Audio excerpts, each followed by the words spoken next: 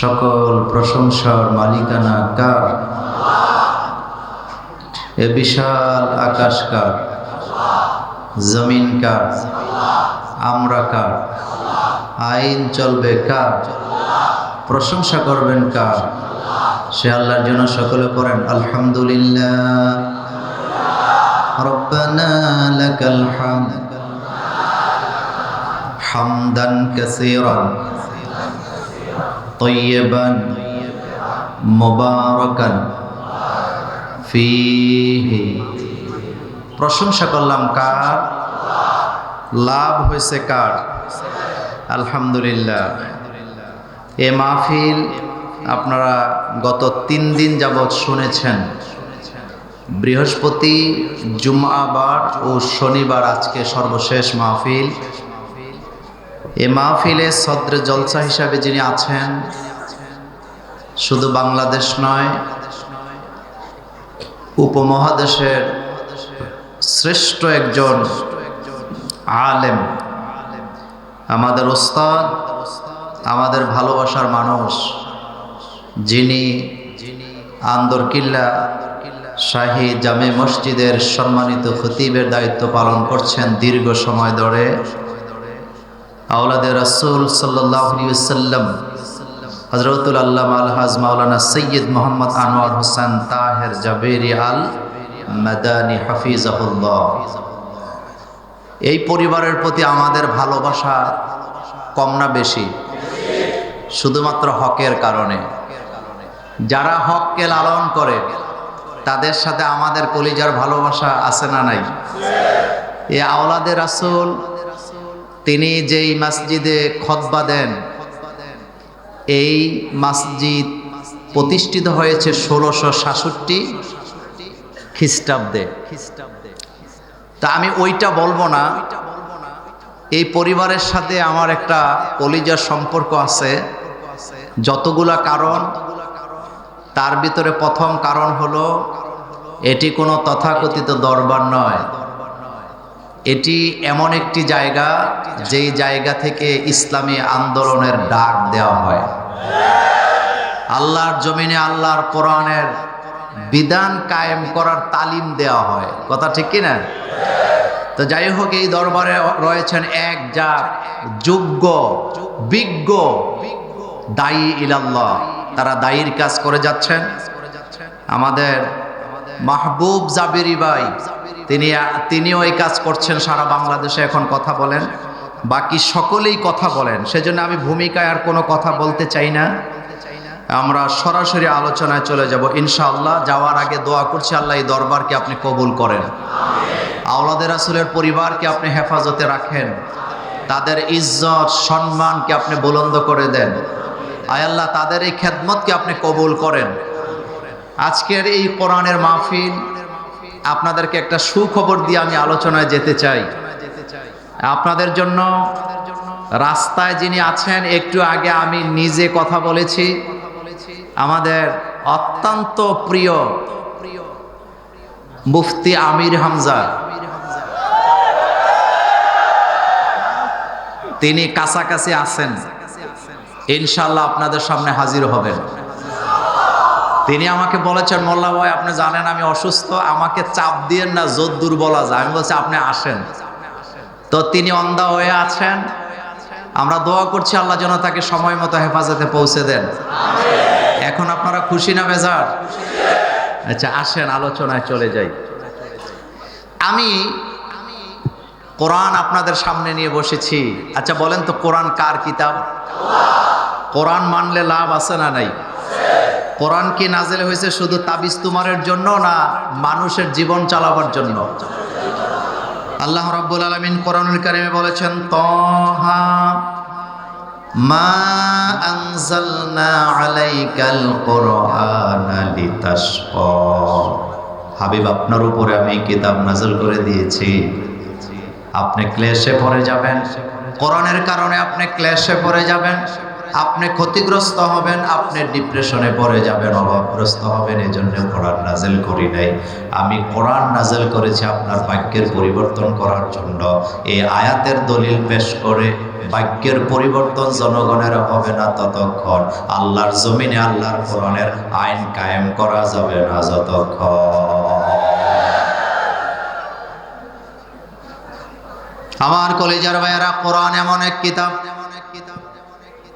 লিতাশকা শব্দের ব্যাখ্যায় আসছে মানুষের অভাব মুক্ত করবে কোরআনের আইন, মানুষের সমাজে শান্তি প্রতিষ্ঠা করবে কোরআনের আইন, দুনিয়াতে মানুষকে মুক্তি দিবে কোরআনের আইন, আখিরাতেও মানুষের জন্য কল্যাণ হবে কোরআনের আইন। তাইলে বোঝা গেল জাতিকে, সমাজকে, রাষ্ট্রকে, পরিবারকে, ব্যক্তিকে যদি আপনি মুক্তি দিতে চান, প্রত্যেকটা পদে পদে আল্লাহর কোরআনের প্রয়োজন আছে না? তার বাস্তব প্রমাণ পৃথিবীর বিভিন্ন দেশে আছে না? আল্লাহ রাব্বুল আলামিন কোরআনুল কারীমে কর্মসূচি ঘোষণা করেছেন। প্রথম পর্যায়ে আমাদের জন্য দুইটা। আল্লাহ পাক বলছেন, ওয়ালাউ আন্না আহলাল কুরা আমানু ওয়াত্তাকাউ লাফাতাহনা আলাইহিম বারাকাতিম মিনাস সামাই ওয়াল আরদ। এটা মোল্লার কথা না, আল্লাহর কথা। আল্লাহ রাব্বুল আলামিন বলেছেন, ওয়ালাউ আন্না আহলাল কুরা আমানু ওয়াত্তাকাউ, জনগণেরা, রাষ্ট্রের জনগণ, সমাজের জনগণ, কওমের জনগণ যদি আমার উপরে ঈমান আনে, আমাকে ভয় করে যদি তারা জীবন চালায়, আমি আল্লাহ রাব্বুল আলামিন আকাশ আর জমিনের সকল রহমত আর বরকতের দরজা তাদের জন্য উন্মুক্ত করে দেই। এই পৃথিবীতে কোরআনের আইন যেই জায়গায় প্রতিষ্ঠা আছে, সেই জায়গায় তার বাস্তব প্রমাণ আছে না? আমি দুইটা প্রমাণ আপনাদেরকে দেব। প্রথম, সৌদি আরব নামে একটা দেশ পৃথিবীতে আছে না নাই? সৌদি আরবের সাথে আমাদের ভালোবাসা দুই কারণ, একটা হলো মক্কা, আরেকটা হলো, কিন্তু সৌদি আরবে কিছু কোরআনের আইন কায়েম আছে না নাই? এবার আপনি নোট করেন, সৌদি গভর্নমেন্ট 2023 সালের ডিসেম্বরের প্রথম সপ্তাহে একটা গেজেট প্রকাশ করেছেন।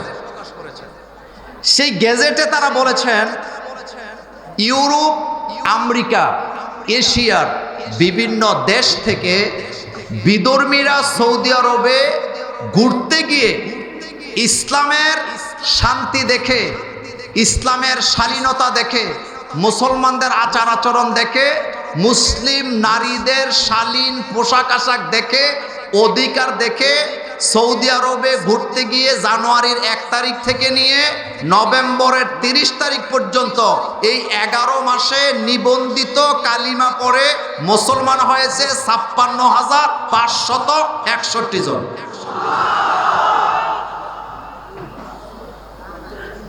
আমার কলেজার ভাইয়ারা, তাদেরকে একটা কথাই জিজ্ঞেস করা হয়, কেন ইসলাম গ্রহণ করতে চান?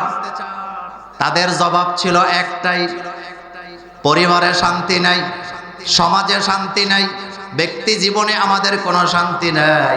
কিন্তু ইসলামিক রাষ্ট্রে এসে ইসলাম যাদের কাছে আছে তাদের পরিবারের শান্তি দেখার পরে আমরাও বুঝে গেছি ইসলাম ছাড়া শান্তি পাওয়া যাবে না। যেই পরিবারগুলিতে ইসলাম আছে সেই পরিবারগুলোতে রাতের বেলা বাবা, ছেলে, মেয়ে, স্ত্রী একজন আরেকজনের সাথে দেখা হয়, একসাথে খাবার খায়া তারপরে এশার নামাজ পড়ে ঘুমাতে যায়। কিন্তু যেই পরিবারে ইসলাম নাই, কোটি কোটি টাকা থাকার পরেও, কোটি কোটি টাকা কামাই করে যাওয়ার পরও বাসায় যখন ফিরে যায়, যাইয়া দেখে বউটা গেছে গা নাইট ক্লাবে, ছেলে গেছে গা মেয়ে নিয়া, মেয়ে গেছে গা ছেলে নিয়া, কাজের লোকদের হাত দিয়া 4টা বাদ খাইয়া এরপরে ঘুমের ওষুধ খাইয়া ঘুমানো লাগে, এমন হতভাগা আছে না?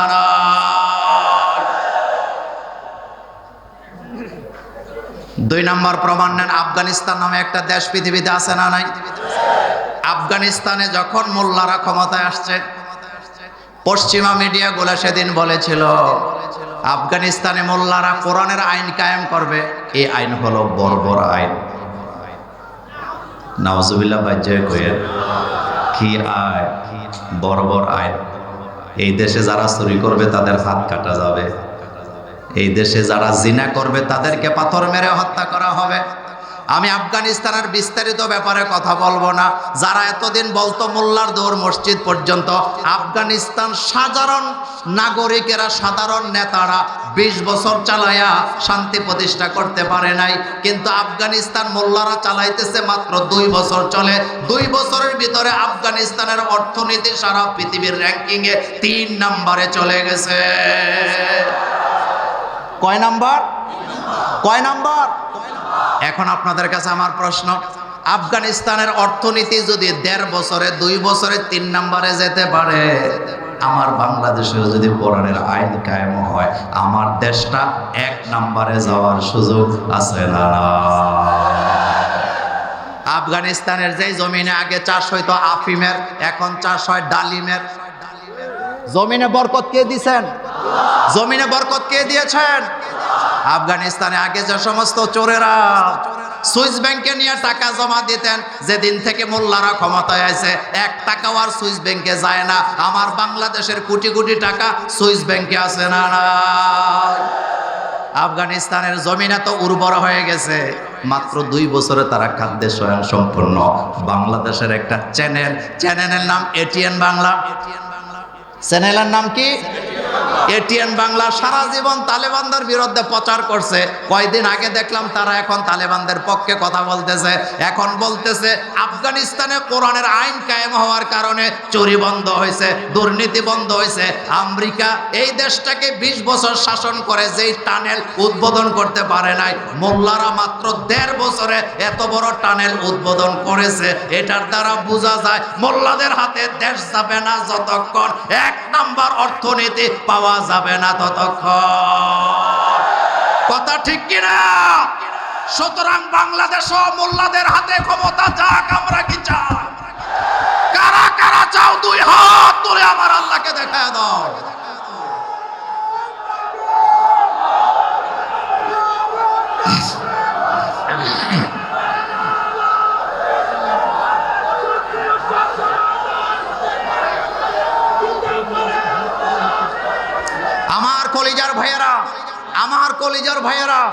আমার কলিজার ভাইয়েরা, আফগানিস্তানে যে ডালিম তৈরি হয়, এই ডালিমের দিকে এখন নজর পড়ছে আমেরিকার। কার নজর পড়ছে? চীনের, নজর পড়ছে আমাদের পার্শ্ববর্তী দেশ ইন্ডিয়ার, নজর পড়ছে পাকিস্তানের। এখন আমেরিকার এরা এত রসালো ডালিম তো পৃথিবীর কোনো জমিনে হয় না, তোমাদের জমিনে এটা হয়, এটা আমাদেরকে দাও। চীন কয় এটা আমাদেরকে দাও। আমি কথাটা আপনাকে এই কথাটা বলে শেষ করে দিচ্ছি, তাইলে বোঝা গেল কোরআন থাকে যেখানে বরকত আছে, কোরআন নাই যেখানে লাঞ্ছনা বঞ্চনা চুরি সেখানে আছে না। আফগানিস্তানের মোল্লারা একটা টানেল উদ্বোধন করেছেন, যেই টানেলটা 17 বছরে আমেরিকা উদ্বোধন করার সাহস পায় নাই। আমেরিকার অত্যাধুনিক প্রযুক্তি দিয়ে এটার কাজ করতে পারে নাই। যেই টানেল উদ্বোধনের কারণে আফগানিস্তানের এক প্রদেশ থেকে আরেক প্রদেশে যাওয়ার জন্য রাস্তা কমেছে 302 কিলোমিটার। কয়শো 302 কিলোমিটার। এটা আসল কথা না, আরো মজার কথা আছে। এই 302 কিলোমিটার টানেল উদ্বোধন করতে যাইয়া তাদের খরচ কমাইছে তারা 60%। কয় পার্সেন্ট? কিছুদিন আগে সিরাজগঞ্জে গেছিলাম, এক জায়গায় যাই দি ব্রিজ আছে, রাস্তা নাই। ব্রিজ আছে, মাঝখানে ব্রিজ দাঁড়ায় রয়েছে কিন্তু রাস্তাঘাট নাই। আর একজন আমাকে 2টা ব্রিজ একসাথে দাঁড়ায় আছে, আমাকে বলতেছে মোল্লা ভাই এই যে 2টা কালভার্ট দেখতেছেন, এই 2টা কালভার্টের দাম মাত্র 600 কোটি টাকা। আর তাকায়া দেখলাম 2 কালভার্ট করা যেত 1 লাখ করে দিলে হয়ে যায়, এখন এটার খরচ হয়েছে 300 কোটি টাকা। এমন চুরি বন্ধ হবে না ততক্ষণ, আল্লাহর কোরআনের আইন কায়েম করা যাবে না যতক্ষণ। তবে মজার কথা বলি, আমাদের দেশে যারা চুরি করে, সুইস ব্যাংকে যারা টাকা জমা দেয়, টাকা রাখতে পারে কিন্তু খাইতে পারে না, রাখতে পারে আনতে পারে না। আচ্ছা, আপনারা ইঁদুর চিনেন? ইঁদুরকে আপনারা কি বলেন? বাংলাদেশের টাকা যারা সুইস ব্যাংকে রাখে তারা হলো ইঁদুরের খালতো ভাই। কেন বললাম আগে শোনেন। ইঁদুর জমিনের মধ্যে গর্ত করছে, গম ক্ষেত বুঝেন তো, গমের চাষ করা হয়েছে, গম ক্ষেত। গম যখন পাকছে, ছড়াগুলা সোনালি কালারের হয়ে গেছে, ইঁদুর আর ইঁদুর নিয়ে মিলেমিশে একটা গর্ত করছে। কি করছে?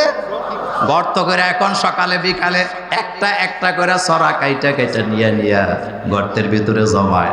আর সকালবেলা ঘুম থেকে উঠে ওই গর্তের সামনে দাঁড়ায় নাচানাচি করে আর কয় যেই পরিমাণ সম্পদ চুরি কইরা গর্তের ভিতরে ঢুকাইছি আগামী 20 বছর আর অভাব দেখা দিবে না। এবার জমিনের মালিক আছে না? জমিনের মালিক আছে না? জমিনের মালিক বিকাল বেলা জমিন দেখতে যাইয়া দেখতেছে ইঁদুরের গর্ত দেখা যায়।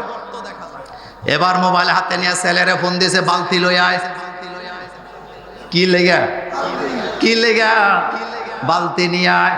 তো বালতি নিয়ে আসছে। এখন গর্তের মাঝে যখন পানি দেওয়া শুরু করছে, ইঁদুর রে কয় এখন কি হবে? তুমি তো আশা দিছিলা 20 বছর আমারে নিয়ে সংসার করবা, আরামে খাইবা, এখন তো মালিকে পানি ডালতাছে। কয় সংসারের মার ভুললি, আগে জান বাঁচা। আগে কি বাঁচা? এখন জান বাঁচানোর জন্য দুইজন যখন উপরে আসছে, কৃষক কিন্তু উপরে ফাঁক পাইতে রাখছে। কথা ঠিক কিনা? এখন ফসল আর খাইতে পারে নাই, জানটাই গেছে।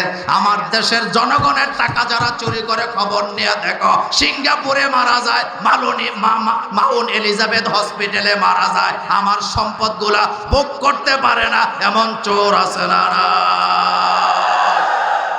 এখন আল্লাহ কোরআনে বলছে আস-সারিকু ওয়াস-সারিকাতু ফাকতাউ আইদিয়াহুমা। চোর যদি চুরি করে, নারী হোক পুরুষ হোক, হাত কেটে দাও। আফগানিস্তানের পতাকার মধ্যে কালিমা আছে না? এই কালিমার পতাকা উড়ে যেখানে কোরআনের আইন চলে সেখানে, কোরআনের আইন চলে সেখানে, যেই জায়গায় চলে সেই জায়গায় হাত চোর যদি চুরি করে ধরা পায়, হাতের কবজি হারায়। এই বয়ে চুরি বন্ধ হয় কি হয় না? হয় কি না? হয়। এটা কোরআনের আইন। এটা কিসের আইন? তা আসেন আমি নির্ধারিত সূরা থেকে আপনাদের জন্য অল্প সময় কিছু কথা বলে যাব ইনশাআল্লাহ। আমার সাথে পড়েন, আউযু বিল্লাহি মিনাশ শাইতানির রাজীম, বিসমিল্লাহির রহমানির রহিম। কুল আউযু বিরাব্বিন নাস। পারেন না সবাই? সবাই পড়েন।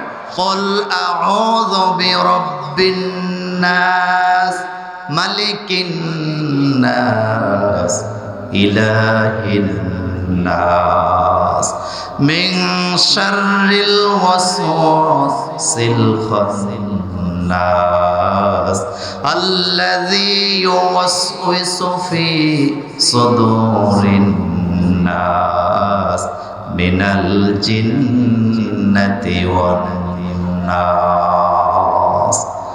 সূরার নাম সূরাতুন নাস। নাস শব্দের অর্থ হলো মানুষ। নাস শব্দের অর্থ কি? মানুষ। মানুষ বললে সব মানুষই বোঝায়। হিন্দু, বৌদ্ধ, খ্রিস্টান, ইহুদি, নাসারা, সব মানুষের কথা এই সূরার ভিতরে আছে না নাই? এই সূরাটাতে আয়াত সংখ্যা 6, রুকু 1, নাজেল হয়েছে মক্কায়। এখন আপনারা একটু বলেন তো সূরার নাম কি? জোরে বলবেন। আয়াত কয়টা? রুকু কয়টা? নাজেল হয়েছে কোথায়? শানে নজুল বলি, 2টা শানে নজুল বলবো। 1 নাম্বার, রাসূল করিম সাল্লাল্লাহু আলাইহি ওয়াসাল্লাম নামাজে দাঁড়াইছেন। রাসূল নামাজ আদায় করতেছে, নামাজরত অবস্থায় বিষাক্ত বিছু এসে রাসূল সাল্লাল্লাহু আলাইহি ওয়াসাল্লামকে কামড় দিলেন। আল্লাহ রাসূল ইতমিনানের সাথে নামাজটা শেষ করলেন। শেষ করে রাসূল সাহাবায়ে কেরামকে বললেন, আমার জন্য পানি নিয়ে আসো, লবণ নিয়ে আসো। কোন কোন তাফসীর বলছেন তেল নিয়ে আসো। পানি আর লবণ আনা হলো। আল্লাহ রাসূল পানি আর লবণটাকে একটা বাটির মধ্যে দিয়া নিজের শাহাদাতি আঙ্গুল দিয়ে এইভাবে ঘোরাচ্ছেন, পানি আর লবণকে মিশাইয়া তেলাওয়াত করতেছেন সূরাতুল কাফিরুন, সূরা ইখলাস, সূরা নাস। এই 3টা সূরা পড়ে আল্লাহ রাসূল পানি আর লবণ মিশাইয়া একসাথে ওই দর্শনের জায়গায়, কামড়ের জায়গায় লাগায়া দিলেন। আল্লাহর নবী ঘোষণা দিলেন, বাইহাকির বর্ণনা, আল্লাহ রাব্বুল আলামিন কোরআনের বরকতে আমাকে শাফা দান করেছে। এই হাদিসের শিক্ষা হলো 16টা। কয়টা? আমি 2টা বলি। 1 নাম্বার শিক্ষা হলো, নামাজে যখন দাঁড়াবেন তখন ইতমিনানের সাথে, ধৈর্যের সাথে নামাজ পড়ার দরকার আছে না নাই? এই হাদিসের প্রথম শিক্ষাটা হলো রাসূল করিম সাল্লাল্লাহু আলাইহি সাল্লাম নামাজে দাঁড়াইছে, বিষাক্ত বিছু এসে রাসূলকে কামড় দিলেন, আল্লাহ রাসূল নামাজটা ছেড়ে দেয় নাই, নামাজরত অবস্থায় বিছুকে থাপ্পড় দিয়ে মারেও নাই। কিন্তু আমার বাংলাদেশে যখন তারাবি নামাজে দাঁড়ায় তখন পেছনের কাতার থেকে মশা মারার ছোট্ট ছোট্ট আওয়াজ আছে না? আছে না? গত বছর আমি এক জায়গায় তারাবি নামাজ পড়তে দাঁড়াইছি, পেছন থেকে এই রকমের আওয়াজ হয়। 2 রাকাতের সালাম ফিরে জিজ্ঞেস করলাম পেছন থেকে আওয়াজ হয় কিসের? পোলাপায় নাকি হুজুর মশা মারি। আচ্ছা, এখানে এটা তো আলেমের জায়গা, নামাজের ভিতরে মশা মারলে নামাজ আছে না গেছে? আসতে কইছেন, এটা আমলে কাসির হবে না? এটা আমলে কাসির হবে না? 2 নাম্বার শিক্ষা হলো কোরআনুল কারীম আল্লাহ নাযিল করেছেন আমাদের জন্য সব সময় যাতে কোরআনের সাথে আমাদের সম্পর্ক থাকে। এই কোরআনের ভিতরে চিকিৎসার ব্যবস্থা আছে না? অনুনাজ্জিলু মিনাল কোরআন মা হুয়া শিফা, মা হুয়া শিফা। আল্লাহ বলেন কোরআন আমি নাযিল করেছি, এই কোরআনের ভিতরে তোমাদের জন্য শিফা আছে। শিফা মানে হলো পানিতে ফু দিয়া খাবেন।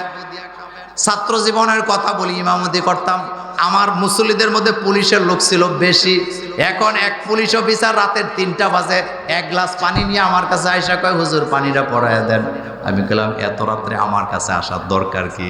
আপনি নিজেই তো বিসমিল্লাহ বলে আলহামদু পরে ফু দিয়া বাচ্চারে খাওয়াইতে পারতেন। কয় হুজুর পারতাম, কিন্তু আমার মুখ ভালো না। কি ভালো না? তা আমি গেলাম মুখের সমস্যা কি? কয় হুজুর কত মিছা কথা কই। আমার কলিজার ভাইয়েরা, এই সূরার আরেকটা শানে নজুল হলো রাসূল সাল্লাল্লাহু আলাইহি ওয়াসাল্লামকে জাদু করা হয়েছে। জাদুটা করছিলেন ইহুদিরা। কারা? আমি ওই শানে নজুল বলে সময়টা নষ্ট করতে চাই না, আমি সামনে যাই। এই সূরাটার শিক্ষা হলো 6টা, এটা নিয়ে আমার কথা। এই সূরার শিক্ষা কয়টা? এটা জোরে বলতে হবে, কয়টা?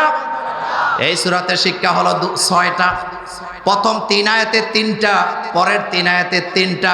প্রথম 3 আয়াতের শিক্ষাগুলা একসাথে আমি আলোচনা করতে চাই, যেহেতু আমার হাতে সময় নাই। আমার সাথে পড়েন কুল আউযু বিরাব্বিন নাস। সবাই কুল আউযু বিরাব্বিন নাস মালিকিন নাস ইলাহিন নাস। এই সূরার প্রথম শিক্ষা হলো রুবুবিয়ত। কি? রুবুবিয়ত, আমাদের রবকে। 2 নাম্বার শিক্ষা হলো মালিকিয়ত, আমাদের মালিককে। 3 নাম্বার শিক্ষা হলো ইলাহিয়ত, আমাদের ইলাকে। রব মানে লালনকারী, পালনকারী, সৃষ্টিকারী। পৃথিবীর সমস্ত মানুষগুলাকে আল্লাহ রব, আল্লাহই আমাদের রব।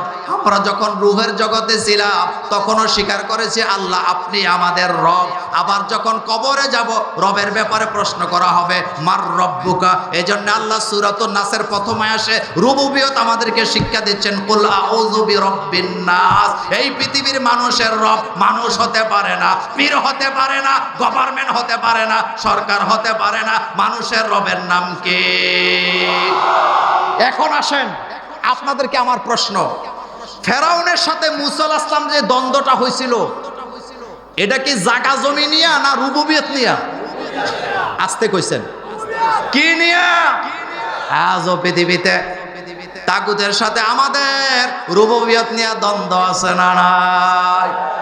এবার খেয়াল করেন, হযরতে মূসা আলাইহিস সালাম যখন রবের দাওয়াত দিলেন, এক ইলার দাওয়াত দিলেন, ফেরাউন নাই চোখ রাঙ্গায় প্রথম কথাটাই বলছে ফামান রব্বুকুমা ইয়া মূসা। হে মূসা, তোমার আবার রবকে, তোমাদের দুইজনের রবটাকে?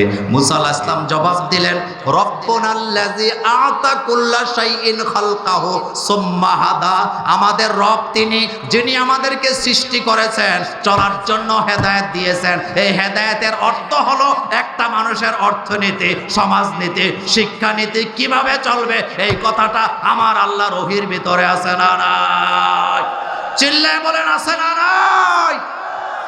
এই কথা বলার পরে ফেরাউন এখন বলতেছে, মূসা আমার বাড়ির দুধ খাইয়া বড় হইছ, আমার বাড়িতে লালিত পালিত হইয়া তোমার আবার রব কোত্থেকে আসলো? আনা রব্বুকুমুল আলা, আমি তো রব, তুমি তো আমার বাড়িতে লালিত পালিত হয়েছ।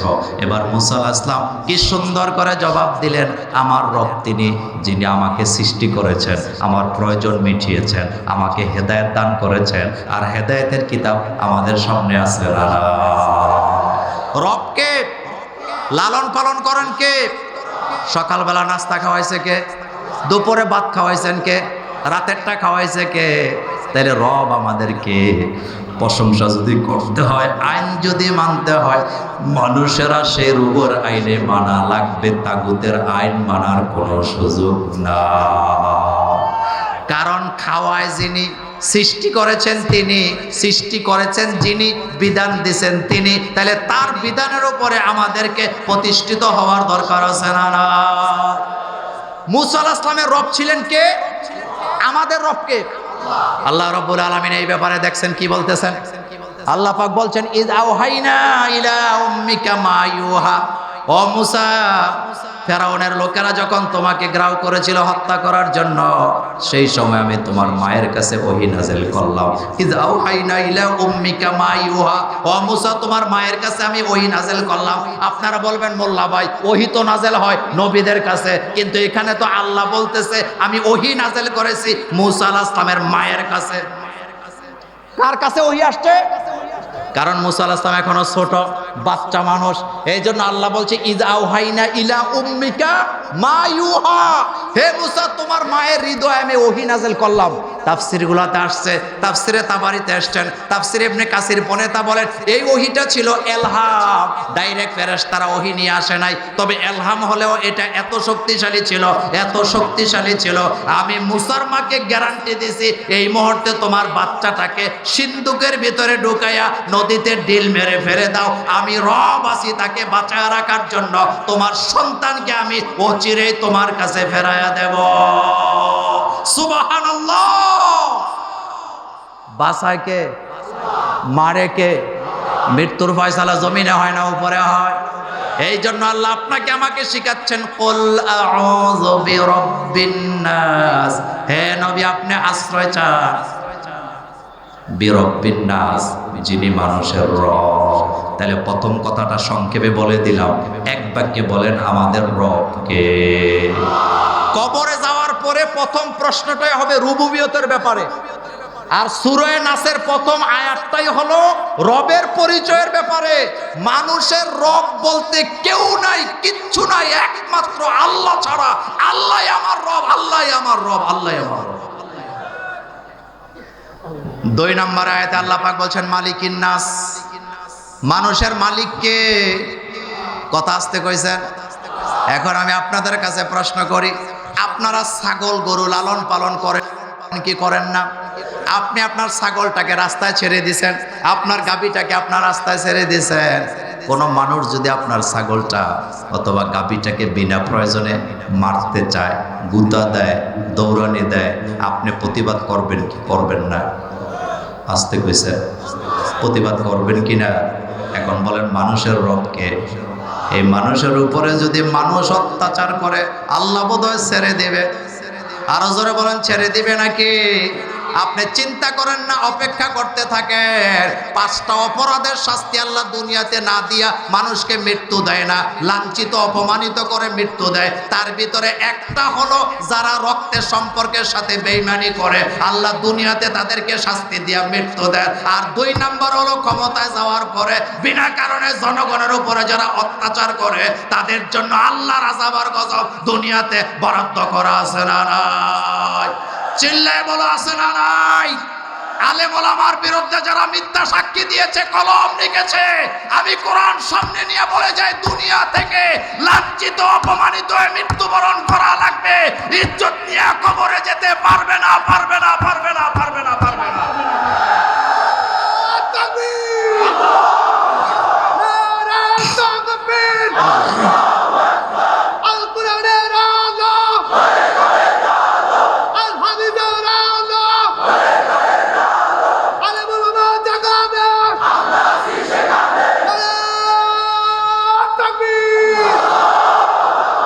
সমাজে অন্যায় অবিচার আছে না নাই? রাসূল করিম সাল্লাল্লাহু আলাইহি ওয়াসাল্লামের হাদিস, আল্লাহ রাসূল বলছেন মান রাআ মিনকুম মুনকারান ফালিয়ুগাইয়িরহু বিয়াদিহি। রাসূল বলতেছে তোমরা যদি সমাজে কোনো অন্যায় দেখো তাইলে অন্যায়ের প্রতিবাদ করো কি দিয়া? আরো জোরে বলেন কি দিয়া? হাত দিয়া। ফা ইল্লাম ইয়াস্তাতি ফাবি লিসানিহি। আল্লাহ বলতেছে যদি অন্যায়ের প্রতিবাদ হাত দিয়া না পারো তাহলে জবান দিয়া করো। এখন আপনাদেরকে দুইটা আয়াত একসাথে করে আমি বুঝাইয়া দেই। আল্লাহ রাব্বুল আলামিনের হাবিব বললেন জবান দিয়া তুমি প্রতিবাদ করো। এখন আপনাদের কাছে জানতে চাই রব আমার কে? রিজিক আমারে কে দেয়? আমি মোল্লা নাজিম যখন মায়ের পেটে ছিলাম তখন আমি আল্লাহকে রব মানছি, আমার রিজিকের অভাব হয় নাই। আমি মোল্লা নাজিম যখন মায়ের পেট থেকে দুনিয়াতে আসলাম 3 বছর যাবৎ মায়ের পেটের দুধ, বুকের দুধ খাই আমি বড় হয়েছি, তখন রিজিকের চিন্তা আমার মাথায় আসে নাই। আমি যখন ছাত্র ছিলাম, ছাত্র জীবনে লজিং ছিলাম, লজিং বাড়িতে খাবারের ব্যবস্থা আল্লাহ করছে, আমার কোনো রিজিকের অভাব হয় নাই। আমি তখন রিজিক নিয়ে চিন্তা করি নাই। কিন্তু আমি যখন লেখাপড়া শেষ কইরা একটা চাকরি পাইছি। কি পাইছি? কথা বলতে হবে, কি পেয়েছি? হয় মডেল মসজিদের খতিব, না হয় গভর্নমেন্টের কোনো মসজিদের খতিব, না হয় সরকারি মাদ্রাসার কোনো প্রিন্সিপাল, ভাইস প্রিন্সিপাল, মুহাদ্দিস, মুহাক্কিক, অনেক বড় আলেম। এত বড় চাকরি পাওয়ার পরে অতীত জীবনে আমার রিজিক নিয়ে চিন্তা ছিল না, কিন্তু এখন অন্যায় দেখার পরে অন্যায়ের প্রতিবাদ করতে পারি না এই চিন্তায় চাকরিটা চলে গেলে খাবো কি? তাইলে বোঝা গেল রবের প্রতি আর আমাদের যে 100% বিশ্বাস নাই, এতে কোনো সন্দেহ নাই। কথা ঠিক কিনা? ঠান্ডা মাথায় বুঝেন। আমি যতদিন ছাত্র ছিলাম আমার রিজিক চালাইছে কে? আমি যখন আকামলা ছিলাম, মানে কাজ করতে পারতাম না, আমার রিজিক চালাইছে কে? তখন আমার রব আমারে চালাইতে পারলো। এখন যখন চাকরি পাইছি, একটা চেয়ার পাইছি, মডেল মসজিদের খতিবগিরি পাইছি, এখন চিন্তা করি হক কথা বললে, হকের পক্ষে কথা বললে, আমি যদি অন্যায়ের প্রতিবাদ করি আমার চাকরি চলে যাবে, আমার মর্যাদা থাকবে না, খাবোটা কি? এই চিন্তা করনেওয়ালা আলেম ওলামা বাংলাদেশে আছে না নাই? আমার কলিজার ভাইয়েরা, মাদ্রাসায় আমরা ছেলে মেয়ে দিয়েছি কোরআন হাদিস শিক্ষা করার জন্য। এই মাদ্রাসার বইয়ের পচ্ছদের মধ্যে হারমোনিয়াম মানি না, এই মাদ্রাসার বইয়ের মধ্যে নাচানাচির ছবি আমরা মানি না। এই প্রতিবাদ যদি বাংলাদেশের সকল শিক্ষকেরা করতেন, একদিনে বইগুলি তারা ফেরত নিতে হতো, এই বই আমাদের বাচ্চাদেরকে পড়ানো যেত না।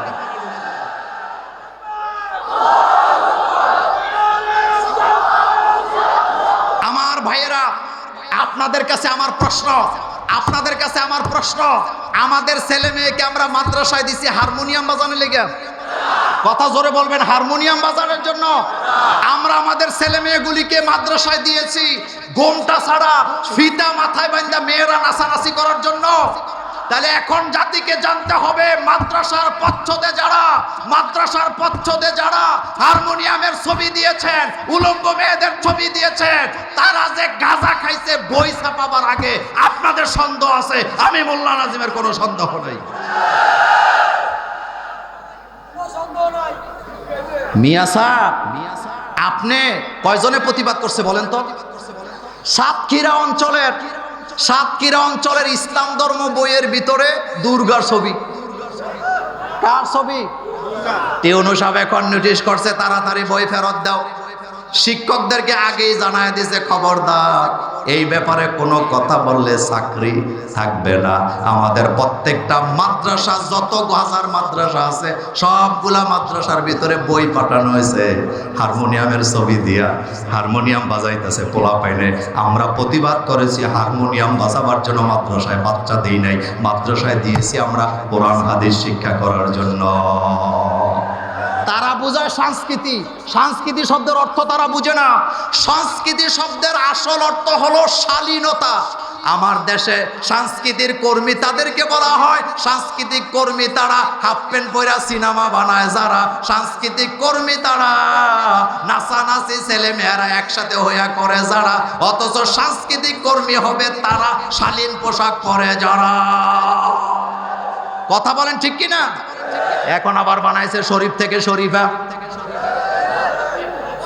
কথা কন্যাকে শরীফ থেকে ফিনল্যান্ডের আদালতে একটা মামলা উঠাইছে, দর্শনের মামলা। কথা কি বুঝতেছেন? কিসের মামলা? তো মামলা শুনতেছে বিচারক, শুনতে শুনতে ছেলেকে বলতেছে যেহেতু তুমি মেয়েরে দর্শন করছো তোমার শাস্তি হবে, তোমার বক্তব্য কি? ছেলে কয় স্যার আগে আমার কথা শুনেন। কয় কি কথা? কয় স্যার আপনি আমার দিকে ভালো করে তাকায়া দেখেন, আমারে দেখতে দেখা যায় ছেলে, কিন্তু ভিতরে ভিতরে আমি মেয়ে। ভিতরে ভিতরে আমি কি? তো ফিনল্যান্ডের আইনে আছে কোন ছেলে যদি নিজের ভিতরে ভিতরে মেয়ে মনে করে হেতে মেয়ে, কোন মেয়ে যদি ভিতরে ভিতরে মনে করে আমি ছেলে, ফিজিক্যালি দেখতে যদি মেয়ের মতো হয় হেতে ছেলে। এখন হেতে আদালতে দাঁড়ায় বলতেছে স্যার আপনি আমারে দেখছেন ছেলের মতো, কিন্তু আসলে আমি ছেলে না, আমি কিন্তু ভিতরে ভিতরে সম্পূর্ণ মেয়ে। এটা শোনার পরে এবার বিচারপতি কলম কামড়াইতেছে আর বলতেছে এখন কি করা? এখন তার অ্যাডভোকেট বলতেছে মুক্তি না দেওয়ার উপায় নাই। এখন বাংলাদেশেও যারা লুচ্চামি করতে করতে ঠান্ডা হতে পারে নাই, তারা এখন শরীফরে শরীফা বানাইয়া মহিলাদের বাথরুমে ঢোকার চেষ্টা পায়, তারা তাদের মধ্যে আছে না নাই? লেখক দুই প্রকার। লেখক কয় প্রকার? এক ধরনের লেখকেরা গাঁজা খায়া লেখে, আর এক ধরনের লেখকেরা সুস্থ মস্তিষ্কে লেখে। যেমন আমাদের লেখক আরিফ আজাদ নামে লেখক আছে না নাই? আরিফ আজাদের বই পড়লে নাস্তিকেরা আস্তিক হয়ে যায়, আর শরীফরে শরীফা যারা বানাইতে চায় তাদের বই পড়লে বোঝা যায় লেখার আগে গাঁজা খাইছে, এতে কোনো সন্দেহ না। কথা ঠিক কিনা? এখন আল্লাহ কি বলতেছে শোনা, আল্লাহ পাক বলছেন অখালাকনাকুম আজওয়াজা, আমি মানুষ বানাইছি জোড়ায় জোড়ায়। শুধু মানুষের কথা বলা হয় নাই, তাফসীর ইবনে কাসিরে আসছে আল্লাহ রাব্বুল আলামিন এখানে অখালাকনাকুম আজওয়াজা দিয়া বুঝাইছেন বিপরীত শব্দ, বিপরীত লিঙ্গ, প্রত্যেকটা জিনিসকে জোড়ায় জোড়ায় বানাইছে কে? রাত বললে দিন আসে, শরীফ বললে শরীফা আসে, আদম বললে হাওয়া আসে, পুরুষ বললে নারী আসে। আসে কি আসে না? আচ্ছা একটা মজার কথা বলি, ক্লাস 5-এ পড়ি, তখন কিসে পড়ি? তো ক্লাসের মধ্যে শিক্ষক বিপরীত লিঙ্গ মানে বিপরীত শব্দ বলতে বলছে একজনকে, হাতে দাঁড়ায় বিপরীত শব্দ বলতেছে, ছেলে মেয়ে নারী পুরুষ বলতে বলতে এক পর্যায়ে বলতেছে ল্যাংটা ল্যাংচি। কি বলতেছে? সারে দৌড়াইয়া লাগাইছে পিডা। হেতে কো স্যার আমার দোষ কি? ল্যাংটা তাই যেখানে ল্যাংচি তাই হেয়ানে। আপনি চিন্তা করছেন? আপনি বুঝেন নাই? আপনি বুঝেন নাই? এরা শরীফকে শরীফা বানায়া আপনারে গল্প শিখায় নাই, বরং আপনার ছেলে মেয়েদের হৃদয়ের মধ্যে সমকামিতার বীজ বপন করেছে। কি বপন করেছেন? সমকামিতার। কারদে কাউমে লুতেরা জেরু জবর, কারদে কাউমে লুতেরা জেরু জবর, সমকামিতার অপরাধে আল্লাহ রাব্বুল আলামিন জিবরাইল আমিনকে পাঠাইয়া কাউমে লুতের জমিনটাকে উল্টায় দিয়েছেন, জীবনে আর তাদের কোনো অস্তিত্ব খুঁজে পাওয়া যাবে না। আপনি চিন্তা করছেন? আপনি চিন্তা করছেন? শরীফ থেকে আচ্ছা গল্প আগে ছিল না? কথা কন না কেন? গল্প আগে ছিল না? আগের গল্পগুলোতে শিক্ষা আছে না নাই? যেমন আমরা একটা গল্প পড়ছিলাম, বন্দি খাঁচায় সিংহ, সিংহ খাঁচার ভিতরে বন্দি, পথিক একটা সামনে দিয়ে যাচ্ছে। এখন সিংহ পথিককে দেখে বলতেছে ভাই গেটটা একটু খুলে দাও, আমার উপকার করো। পথিক সহজ সরল মানুষ, গেটটা খুলে দিছে। সিংহ বাইর হইয়া এখন পথিকের থ্যাংক ইউ দিতেছে না হালুম করতেছে? কথা কন না কেন? কি করতেছে? মানে খাইতে চাইতেছে। পথিক বলতেছে ঘটনাকে আমি তো তোমার উপকারই করলাম, তুমি আমাকে এখন খেতে চাও কেন? এখন সিংহ বলতেছে এত কিছু বুঝি না, পেটে অনেক ক্ষুধা, বাইর যখন হয়েছে তোমাকে ছাড়া যাবে না। এই কথা শোনার পরে পথিক বুঝাইতে চেষ্টা করতেছে, এমন সময় হাজির হয়েছে শিয়াল মামা। কে হাজির হয়েছে? শিয়াল কি মামা হয়? শিয়াল যদি আপনার মামা হয় তা আপনার নানার নাম কি? এখন শিয়াল বলতেছে তোমাদের মধ্যে কি নিয়ে তর্ক চলতেছে? সিংহ এবার পথিক বলতেছে ও ছিল খাঁচার ভিতরে বন্দি, আর আমি ছিলাম রাস্তায়, ও আমাকে বলছে উপকার করার জন্য রাস্তায় খাঁচাটা খুলে দেওয়ার জন্য আমি খুলে দিছি, কিন্তু রাস্তায় এসে এখন আমারে খাইতে চায়। এখন শিয়াল হাসি দেখা ও বুঝতে পারছি পথিক ছিল খাঁচায় বন্দি, সিংহ ছিল বাইরে। এটা বলার সাথে সাথে সিংহ রাগ করে কয় বেটা তোর মাথা খারাপ হয়েছে, আমি ছিলাম ভিতরে ও ছিল বাইরে। কথা কি বুঝতেছেন? শিয়াল কয় আমি বুঝি নাই। তো আয় তোরে প্র্যাকটিক্যালে বুঝামো। দৌড়া নিয়ে গেছে খাঁচার কাছে, যাওয়ার পরে সিংহ দেখাইতেছে আমি ছিলাম ভিতরে, প্রতীক ছিল এই জায়গায়, সে আমার খাঁচা খুলে আমার উপকার করছে, এখন আমার ক্ষুধা লাগছে, আমি তারে খাইতে চাই। এবার শিয়াল বলতেছে ও বুঝছি মহারাজ, আপনি ছিলেন বাইরে, প্রতীক ছিল ভিতরে। এটা বলার সাথে সাথে সিংহ লাফ দিয়া খাঁচার ভিতরে ঢুকছে, ঢুইকা রাস্তার দিকে তাকায় বলতেছে বেটা বেকো, এখন বুঝ আমি ছিলাম এইভাবে ভিতরে, প্রতীক ছিল বাইরে। তো কয় খাঁচাটা কিভাবে লাগানো ছিল? প্রতীক যে খাঁচাটা লাগাইছে। এখন সিংহ কয় এখন বেকুব বুঝে আইছে নি? কয় হ্যাঁ মহারাজ বুঝে আইছে। কয় এবার খুল আমি বাইরে হব। সিংহ হয় কয়, এবার শিয়াল কয় গুড বাই। কি বাই? Good bye. এখন বলতেছে গুড বাই চলবে না, দরজা খোল। এখন কয় আর হবে না। আমার ভাইয়েরা, উপকার করলে অপকার পাওয়া লাগে কি লাগে না? বিশ্বাস না হলে টাকা হাওলাত দিয়ে দেখেন, টাকা হাওলাত দিলে 8 গুণ সওয়াব। কয় গুণ? কয় গুণ? কেন? কারণ আপনি যদি কাউকে টাকা হাওলাত দেন, আল্লাহ জানে যে এই টাকা ফেরত আনতে 8 জোড়া স্যান্ডেল খরচ করা লাগবে। এই জন্য আগেই ঘোষণা হয়েছে যে তোমরা যদি কর্জে হাসানা দাও তাহলে তোমাদের সওয়াব 8 গুণ 8 গুণ 8 গুণ। সুবহানাল্লাহ ভাই জয় কইেন। তাহলে এখন বলেন মানুষের মালিকের নাম কি? মানুষের রব কে? এই কথাটা আল্লাহ আমাদেরকে প্রথম 3 আয়াতে বলছেন, কুল আউযু বিরাব্বিন নাস মালিকিন নাস। মানুষের মালিক হলো আল্লাহ, ইলাহিন নাস। 3 নম্বর আয়াতে বলা হয়েছে ইলাহ হলো আল্লাহ। ইলাকে, ইলার বাংলা অর্থ হলো যার ইবাদত করা লাগবে, যার আইন মানা লাগবে।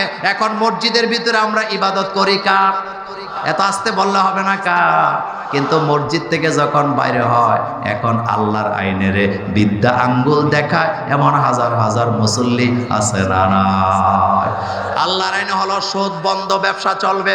আল্লাহর আইন হলো চোর যদি চুরি করে হাত কেটে দাও। আল্লাহর আইন হলো জিনাকার যদি জিনাতে ধরা পড়ে তাইলে বিয়ার আগে যদি জিনা করে শাস্তি হবে একরকম, আর বিয়ার পরে যদি পরকিয়া করে তাকে সঙ্গে সার করে পাথর মেরে উড়াইয়া দাও। ইফতেজিন যদি বন্ধ করতে হয়, আল্লাহর কোরআনের আইন জিনার আইন চালু করা লাগবে। চুরি যদি বন্ধ করতে হয়, আল্লাহর আইন হাত কাটার আইন চালু করা লাগবে। জাতিকে যদি নামাজি বানাইতে হয়, নামাজ বাধ্যতামূলক করার দরকার আছে না নাই?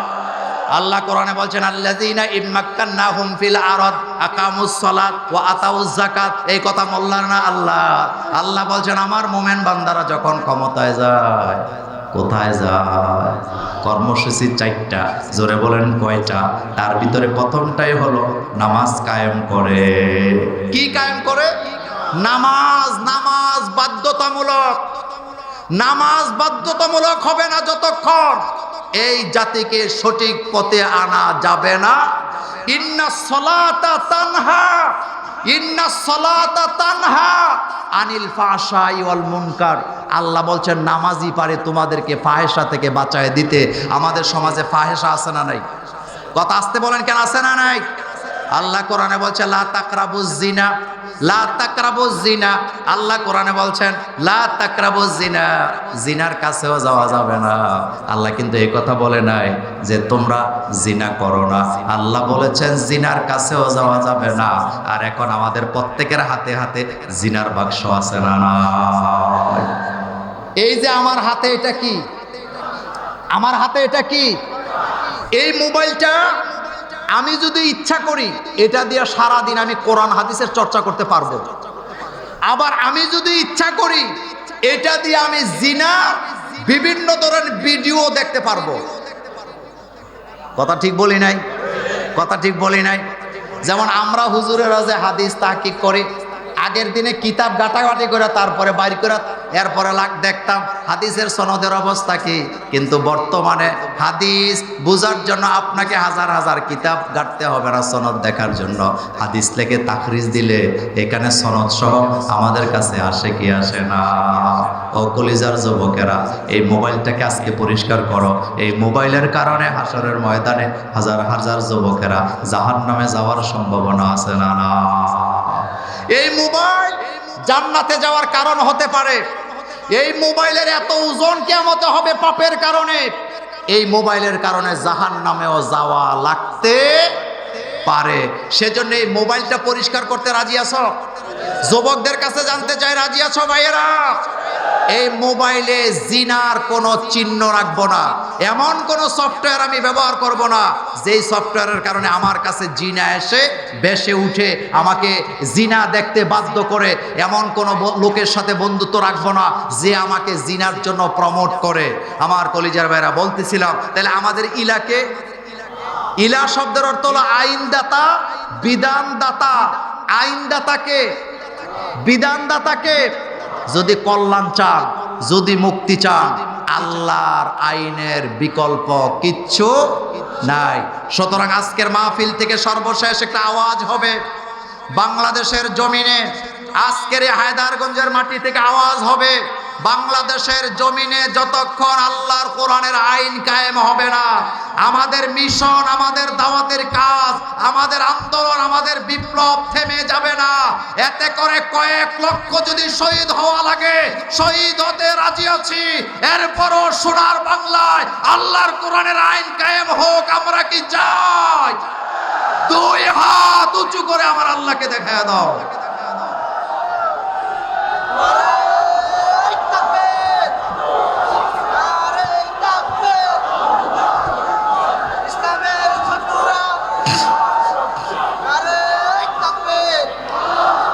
সর্বশেষ কথা, সর্বশেষ কথা, আমাদের রবকে, রিজিক কে দেয়? আমাদের মালিককে, আমাদের ইলাকে। আল্লাহ আমাদের সকলকে ঈমানের উপরে অটল থাকার তৌফিক দান করুক। আবারও দেখা হবে অন্য কোনো দিন, অন্য কোনো মাঠে, অন্য কোনো বিষয় নিয়ে। সে পর্যন্ত আল্লাহ সকলকে ভালো রাখুক, এই মাহফিলকে আল্লাহ কামিয়াব করুক। আসসালামু আলাইকুম ওয়া রাহমাতুল্লাহি ওয়া বারাকাতুহু। সুবহানাকা।